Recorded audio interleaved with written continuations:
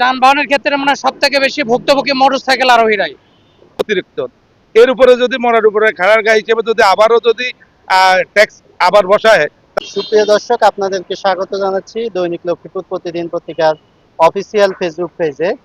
আগামী 2026-27 অর্থ বছরের বাজেটে রাজস্ব আহরণ বাড়াতে মোটরসাইকেলে কর আরোপের পরিকল্পনা করছে সরকার।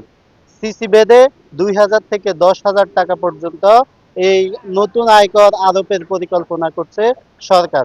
এই আয়করকে কেমন ভাবে দেখছেন মোটরসাইকেল বা বাইক চালকরা, আমরা জানবো তাদের থেকে তাদের সেই অভিমত। কারণ বাইক নিয়ে এমনি যারা কিনছে সবাই যন্ত্রণার মধ্যে আছে। বাইকের বিভিন্ন ট্যাক্স, আবার রাস্তাঘাটে গাড়ি বের হলে ট্রাফিক বিভিন্ন ঝামেলা, মানে যত এই যানবাহনের ক্ষেত্রে মনে হয় সব থেকে বেশি ভুক্তভোগী মোটরসাইকেল আরোহীরাই। সেক্ষেত্রে আমার মনে হয় এটা সরকারের এই বিষয়টা দ্বিতীয়বার ব্যক্তিগত বা পার্সোনাল তাদের প্রয়োজন নেই। তো সেক্ষেত্রে হোন্ডার লাইসেন্স, ড্রাইভিং লাইসেন্স, বড় ধরনের একটা কর তারা পে করতে হয়। আমার মনে হয় সেখানেই অতিরিক্ত এর উপরে যদি মরার উপরে খাড়ার গায়ে হিসেবে যদি আবারও যদি ট্যাক্স আবার বসায়, তাহলে আমি তো মনে করবো যে এটা তাদের উপরে অত্যাচার ছাড়া এটা অন্য কিছু নয়।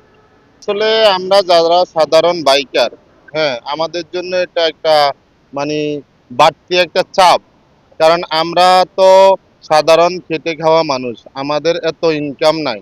আমরা যদি এইভাবে আদায় করা হয়, তাহলে আমরা এই টাকাটা কোত্থেকে দিব?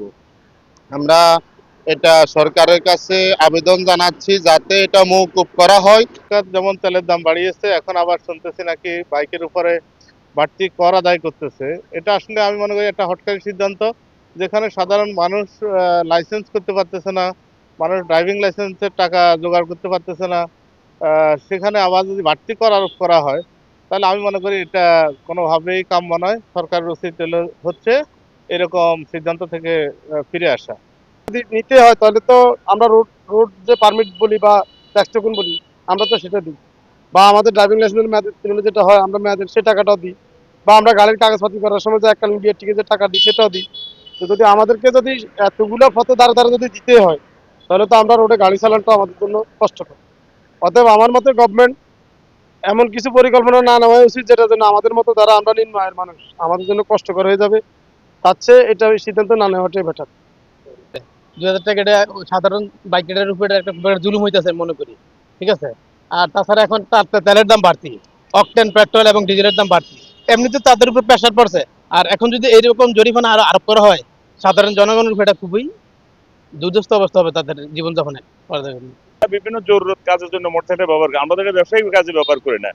আয় দিতে হবে যেখানে